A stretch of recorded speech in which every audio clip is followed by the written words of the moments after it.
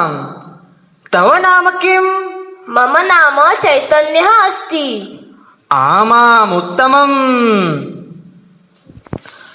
अद्य वयं सर्वे संस्कृतकक्षायां संख्या अव्यय शरीरभागस्य पठनं कुर्वन्ति। वदतु सर्वे। एकः द्वे त्रयः चत्वारः पञ्चः षडः सप्तः अष्टः नवः दशः।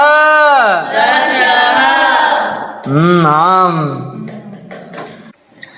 इदानीं वयं शरीरभागः पठामः। वदतु। केशः ललाटः